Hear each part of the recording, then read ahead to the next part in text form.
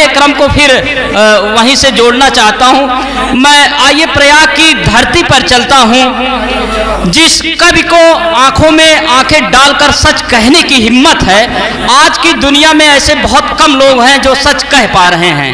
कभी सागर त्रिपाठी जी ने आप जैसे लोगों के लिए लिखा कि सियाह रात में शतरंग घोलता हूं मैं। प्रयाग से आए हैं और उनको इतना आशीष दीजिएगा, उतना प्यार दीजिएगा ताकि ये जाते वक्त इनके आंखों में आंसू हो और ये जाने कि प्रतापगढ़ के लोग कितने प्रेमी होते हैं, कितने मोहब्बत करने वाले होते हैं। सागर साहब ने आप जैसे लोगों के लिए लिखा अभिजीत भाई की सियाह रात में शतरंग घोलता हूं मैं। सियाह रात में शतरंग घोलता हूं मैं, हर एक शय में तुझे ही टटोलता हूं मैं, और सरापा सच हूं मुझे कब तलक छुपाओगे, सिलोगे होंठ तो आंखों से बोलता हूं मैं। आंखों से बोलने के फन से माहिर एक बार अभिजीत मिश्रा अकेला के लिए जोरदार तालियां बजाएं, जो इंग्लिश साहित्य से नेट की परीक्षा अभी पास किए हैं। आप लोग एक बार तालियां बजाएं।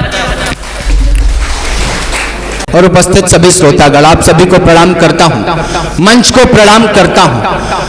ये एकता का मंच है जहां पर हमदम भाई भी पढ़ते हैं और अभिजीत मिश्रा भी पढ़ता है। तब मुझे चार पंक्तियां मेरी याद आती हैं कि इतना दर्द हो कि मुकद्दर जवाब दे। मैं ओज का एक कवि हूं।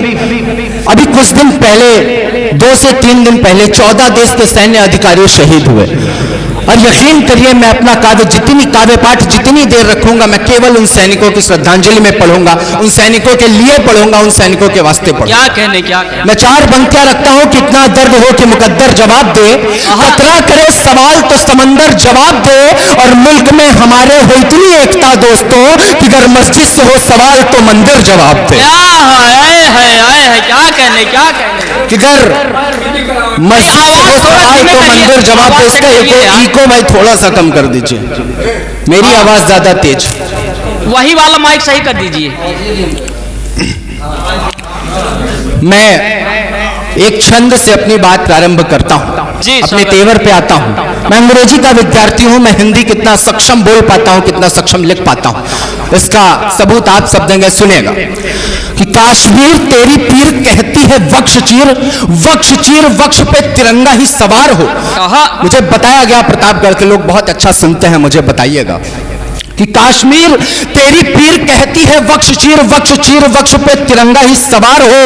फिर एक बार हो न फिर बार बार हो, फैसला हमारे हक हो, युद्ध आर पार हो, और शान हो महान हो हर ओर हिंदुस्तान हो। जान जानी हो तो फिर मौत स्वीकार हो, और प्राणों की भारती की आरती में प्राणों की आहुति देने, भारती की आरती में प्राणों की आहुति देने वाले वीर सैनिकों की सदा जय जयकार। वाह वाह, भारती की आरती में प्राणों की आहुति देने वाले वीर सैनिकों की सदा जय जयकार हो। आप सबको यदि देश से प्रेम हो तो अपने हाथों को कुछ देर के लिए खोल लीजिएगा, शायद ये तालियां उन जवानों की शहादत पर उनकी श्रद्धांजलि के रूप में होंगी। मैं एक छंद से अपनी बात आगे बढ़ाता हूं संचालक महोदय, और मंच पर उपस्थित कविगणों का भी ध्यान चाहता हूं। सुनना, एक सैनिक जब सीमा पर जाता है युद्ध के लिए तो क्या कहता होगा अपने परिवारजनों को? सुनेगा कि बाबूजी से बोल देना चिंता ना करे वो मेरी, पुत्र उनका जंग से उमंग लेके आएगा। बाबूजी से बोल देना चिंता ना करे वो मेरी, पुत्र उनका जंग से उमंग लेके आएगा। और माँ से बोल देना अश्रु ना बहाए बेटा, घर जब आएगा तिरंग लेके आएगा। और गुड़िया से बोल देना, अगली पंक्ति एक पत्नी के नाम समर्पित करता हूं, एक प्रेमिका के नाम समर्पित करता हूं। महिला सशक्तिकरण का प्रतिनिधित्व करती महिलाएं बैठी, उनका आशीष मांगता हूं कि गुड़िया से बोल देना भाई जब आएगा तो राखियों की खुशियां भी संग लेके आएगा। गुड़िया से बोल देना भाई जब आएगा तो राखियों की खुशियां भी संग लेके आएगा। और प्रेमिका से कहना हल्दी उबटन तैयार रखें, प्रेमी जब भी आएगा तो रंग लेके आएगा। क्या प्रेमिका से कहना हल्दी उबटन तैयार रखे, प्रेमी जब भी आएगा तो रंग लेके आएगा। एक सैनिक कैसे जाता है युद्ध पर कैसे जाता है सुनिएगा कि दुर्गा जी का नाम लेके, काल का आकार लेके, हाथ में हथियार लेके सैकड़ों को मार गया। दुर्गा जी का नाम लेके, काल का आकार लेके, हाथ हथियार लेके सैकड़ों को मार गया। और भुज वो उखाड़ फेंकी बढ़ी थी जो भारती पे, पग वो उखाड़ फेंके जो जो सीमा पार गया। एक सैनिक किससे हारता है, मैं अगली दो पंक्तियों में बताने की कोशिश करता हूं कि पग वो उखाड़ फेंके जो जो सीमा पार गया। और दुश्मनों की बात हो तो कोशिशें विफल रही, दुश्मनों की बात हो तो कोशिशें विफल रही। दुश्मनों का व्यर्थ क्योंकि एक एक प्रहार गया। और एक जंग दुश्मनों से, एक जंग मृत्यु से थी, दुश्मनों से जीत कर मृत्यु से वो हार गए। एक जंग दुश्मनों से, एक जंग मृत्यु से थी, दुश्मनों से जीत कर मृत्यु से वो हार गया। हिंदी के विद्वान बैठे होंगे यहां पर, मैं एक छंद उन सभी के लिए निवेदित करता हूं, मंच का आशीष मांगता हूं। सुनिएगा कि हमारे देश में सैनिकों की क्या स्थिति है और क्या होनी चाहिए, मैं एक छंद के माध्यम से बताने की कोशिश करता हूं। स्वागत। सुनना कि वृक्ष के समक्ष यक्ष भले ही दे पक्ष, विपक्ष युधिष्ठिर हो तो हार मान जाएगा। क्या कहने? वृक्ष के समक्ष यक्ष भले ही दे पक्ष, विपक्ष युधिष्ठिर हो तो हार मान जाएगा। देश प्रेम का है ज्वर, ऐश्वर्य का है स्वर, स्वर ऐसा है कि जन जान मान जाएगा। और पथ पे चला है रथ करनी है ये शपथ, पथ पे चला है रथ करनी है ये शपथ। भारती का मान आसमान मान जाएगा। और विश्व गुरु भारत को दुनिया भी मान लेगी, देश जब वीरों को भगवान मान जाएगा। क्या कहने, क्या कहने। आप सबकी तालियां कमजोर, मैं पूरे सदन से एक बार गुजारिश करता हूं, एक बार जोरदार तालियां बजाकर अभिवादन करें। देश जब वीरों को भगवान मान जाएगा। मैं इलाहाबाद के सरजमी से आता हूं, प्रयागराज के सरजमी से आता हूं।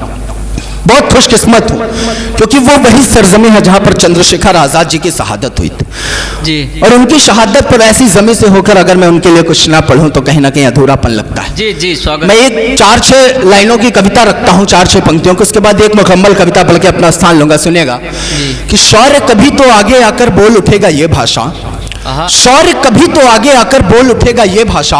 पकड़ाया जो सत्ता ने है फेक सियासत का कासा, पकड़ाया जो सत्ता ने है फेक सियासत का कासा। अरे और उतर कर रणभूमि में, और उतर कर रणभूमि में रणका सूझ चुकावी रे।